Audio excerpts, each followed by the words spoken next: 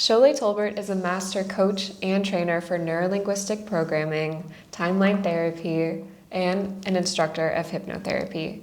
She stands behind these practices so strongly because she was once lost and searched countless other therapies, practices, read hundreds of books, and just couldn't find anything that quite clicked and got her where she wanted to be. Now, after finding NLP, she is successful, she is happy, and she is here today sharing what she has learned and helping us learn how she helps countless hundreds and thousands of others do this. So thank you so much for being here with us today. Thank you so much for having me. I'm so excited. We have so many questions, so much to learn from you. And so let's jump right into it. Fire away. Alrighty. So in timeline therapy, you go back to the past to not dwell, but to help somebody let go. I know in traditional therapy, that's what I have experience with. There's a lot of, I wouldn't say dwelling, but there's a lot of going back to the past. So how does this differ from that? Actually, I have gone through traditional therapy myself. Like you said, I am a product of, I had traumas. I had a lot of traumas in my past. With traditional therapy, yes, I was dwelling on all the traumas that I had. Poor me, the me victim, right? With timeline therapy, you go to the past to heal, not to dwell. You are going from a dissociated place to learn from whatever event it was that you were holding on to. So to get positive resources from it, to get positive learnings from it. So you're not, you may not even know the content of that trauma that has happened to you. Yeah. You just know that it's there. Yes. Yeah? So you go there, once you get those positive learnings from it, the trauma is no longer there. Well, the memory is there, but that negative charge, that negative emotion that was attached to it is now released. And It's the only okay. thing, So it's released. Yes, it's released, yeah. You're healed. When you look at it, you don't look at it as be getting angry. You don't look at it and say, oh, that's not, or poor me. You actually look at it and, okay, it happened and I learned this. So you move on. Move on. Move forward. Move forward, and then you have Absolutely. that strength in what you learned with you. Absolutely. So it's not just a loss. It's No. Actually, you get to learn and say, oh, this happened, so I know I am strong. This happened, so I know how to set boundaries. This happened, so I know how to protect myself. Oh, that's fantastic. I feel like with traditional therapy, there can be a lot of dwelling, and just when you go back to past traumas, it can just like lull you down, and then like, yeah, I remember going through it and I'm going, okay, I've been going for years. I don't see a change in me. Not only I don't see a change in me, I'm feeling depressed now. Poor me. yeah, because now And so you're it was talking like, about all these horrible oh God, things. if I'm not talking about it, I'm writing about it. I'm going, no, I don't need to do that anymore. Yeah, so you just learn from it. Yep. Do you accept it? Is that part of it? Acceptance is a part of it, Acceptance yes. is part of it? Yes, a part of it, unconsciously. Okay, and then Yeah. build You build on. You build on. Yes. Absolutely. That's fantastic. And so then with NLP, neurolinguistic programming, what types of processes are you developing from that? If this is what you're learning from timeline therapy, what does NLP bring to you? Well, NLP, one of the first things that you learn is how you process the information in your brain. Yeah. So there is so much information coming to us. We can only focus on so many of them. Like, I think the last that I heard, there were 13 million bits of information per second that is coming to us. But our brain cannot get that. No. 13, was it million or billion? Million. Million. Yeah. Per second. Per second. So, but our brain can only process so much information, right? So we delete, distort, and generalize, the information. We let it go through our filters that we have, our unconscious filters that we have. We process the information that way, and then we focus on one thing, right? Or maximum 2, 3 5 plus minus 2, I guess. That's the 7, Yeah. the magic number in marketing. Magic number is 7. Magic number in marketing, yes. But learning that about yourself, that, oh, this person is talking to me and I'm deleting or distorting what they're saying. So rather than me giving a meaning to whatever that you're asking me or you're talking to me about or you're communicating to me, I go back and I ask, this is what I understand from what you're sharing with me. Is that accurate? So you learn to, number one, listen better. Okay? Don't give meanings to things, because I have my meaning for every word. You have your own meaning. Yeah, I want I to think know that's your meaning, very not the way. common. Not the meaning that I give it. Especially with people you're close to, when you think Oh, you're having absolutely. one conversation, but you're actually having another. I know that happens Absolutely. quite frequently. Yeah, absolutely. I'll give you an example. One of my sisters, when you talk to her, you'll say, oh, I'm having this problem. She'll give you a solution right away. My dad does that. Yeah. Lots of people do that. My personality is that I wasn't asking for a solution. Just venting. I am just venting. I'm just letting you know. I'm sharing with you. I am going through this, right? So we used to get into a fight. Now I have learned that I have to pre-frame everything with her. Yes. Before I talk to her. Yes. Because to her, she's showing me love. You're interfering. She's helping. Yeah. I took it, you're interfering in my life. Or telling you what to do. Do you think I don't know how to handle my own problems? Yeah. It's your life. Yeah. And for her was that, oh my God, my sister, I love her. I gotta help her somehow. Yeah. So her was love, mine was, you're meddling my life again. So having two different conversations at the same time. The same thing, yeah. So NLP teaches you, okay, that get out of your own way. Yes. Okay. Verify that meaning. Yeah, it's so easy to stand in your own way. Absolutely. Nice. So conflict, that's where conflict comes in. So you avoid, it's not avoiding, I guess that's the wrong choice of word for it.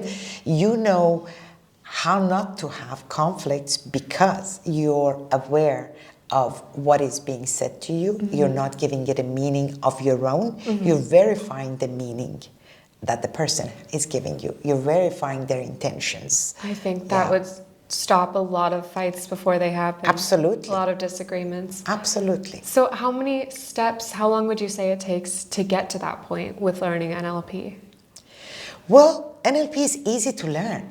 It's very easy to learn. So you start and you start attending the training, and by the time you leave the training, okay, you've already have gotten it installed in you. Then to master it, you just have to practice. It takes a lifetime. Okay. Anything, mastering anything. Yeah, takes a lifetime. Takes a lifetime. It's what, 10,000 hours to become good at an instrument or something? Yeah, so the and more you practice it. the hours are going to pass either way. Yeah. The more you practice it, the better you are. That makes a lot of sense. Yeah. Wow. So you said you attend a training. Is this not like a typical therapy where you have your NLP specialist and then you go see them for an hour every week? Or no? We immerse you in the training. The training hours, the days that you attend the training, they're about 9-10 hours a day. Oh my gosh.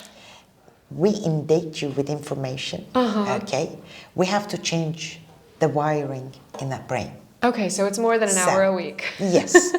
So when you attend, first you prepare for it before you come at your own pace. There are audios that you need to be listening to, practices you need to be doing, because anything that we're teaching you, let's say I'm going to teach you how to establish rapport. I will show it to you I will tell you how to do it on the audios, and then you go practice it. So by the time you come to me, you have questions for me. Yeah, you've already tried practicing it. Yes. Found your own issues and little tweaks here and there. Absolutely. So that's the preparation. Like any profession, yeah? NLP has its own language also, its own jargons per se, yeah? So you need to understand those things. We prepare you with all of that before you come to the live portion of your training. So that live portion of your training is about 10 hours a day. For how 9 many to 10 days? hours. For 6 to 7 days. 6 to 7 days, but there's summer reading involved. Yes. Yes. Do your summer there is reading. Practice. There is practice, practice, practice. Practice, practice, practice. And then So question, question, question. Absolutely. While so it becomes a practicing. part of you. Yeah, definitely. Yeah. So then it's like anything. It's like exercise. You have to really get into it for your muscles to learn. And then once you have it in you, it's easier to get back up to that level. You don't go exercise for one day for 1 hour and say, oh, I lost the weight that I wanted. No, you have to really jump into it. And also... And the same with NLP. In the kitchen, you have to diet a certain way. And I guess not diet, but adjust eating habits and all sorts of different health changes. And so it's the same with NLP. It's practice. Anything that you do is practice, yes. Very true. So we've also talked about you are an instructor of hypnotherapy. Yes. So my experience with hypnotism is that it is kind of for entertaining people, like, oh, I'm going to go see this hypnotist show, or like on old-timey movies when somebody's hypnotizing the banker to let them into the vault.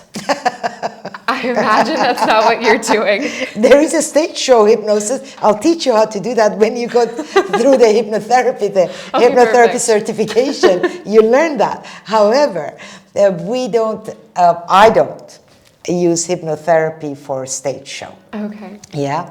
There are people that like to do that. What you see in the movies is in the movies. It's in the movies. Yes. It's Hollywood. It's Hollywood. Hollywood has not done justice for hypnotherapy. But it is very entertaining. Yeah. Hypnotherapy is accepted by all the medical field. Really? Yes, absolutely. Accepted for what? For dealing with depression. Oh, okay. Weight loss. Really? Stress. Memory recall. Repressed memory. Pain management. Even childbirth. What? Yes. We use They don't put that in the hypnotherapy and movies? childbirth. Yeah, they don't do that. Actually, in England, I'm trying to remember her name, the princess or...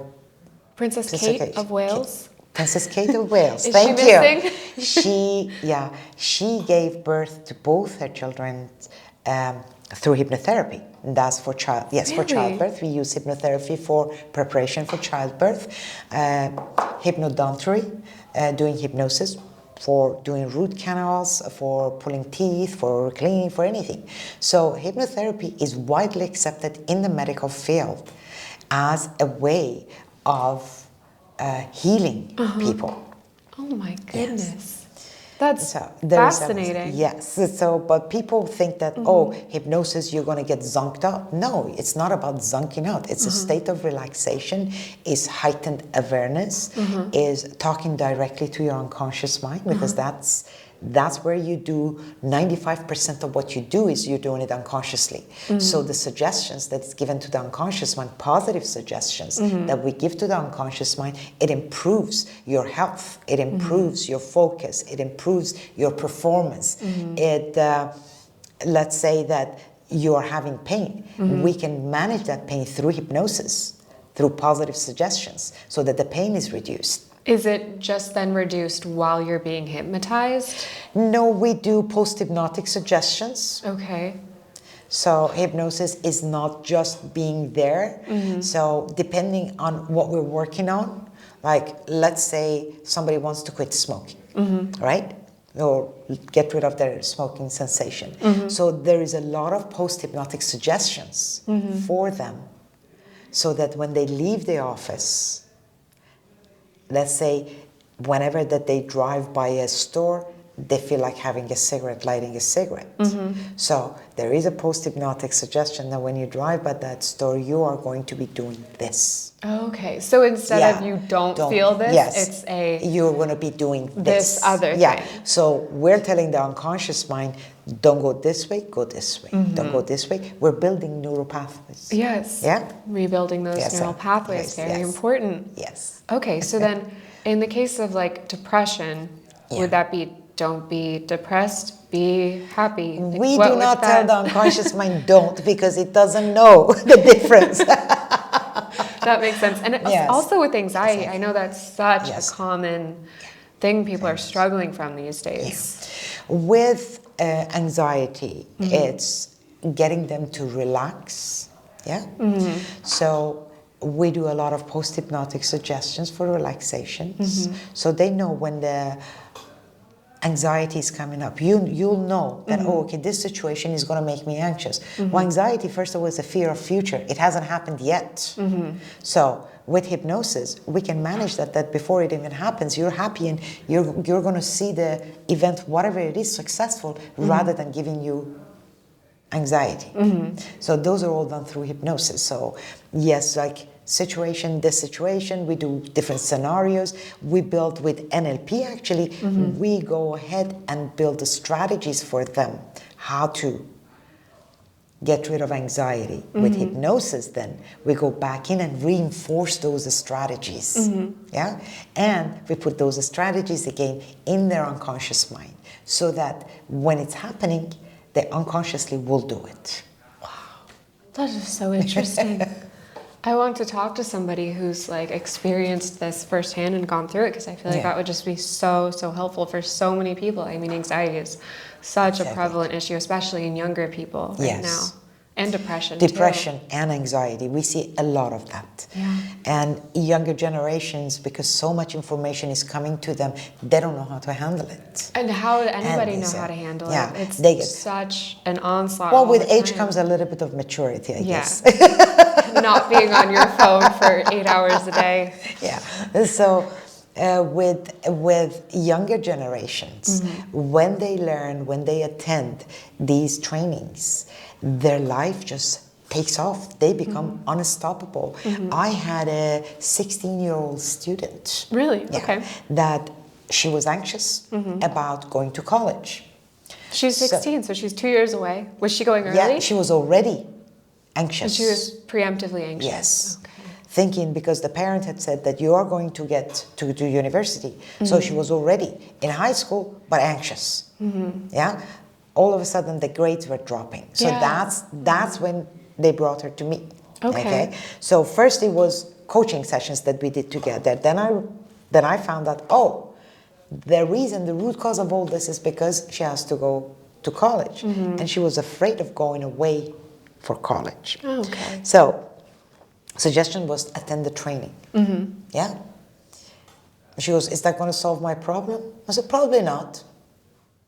But it'll teach you ways that you can get around it. Yeah. That got her interested. Yeah. Got her curious.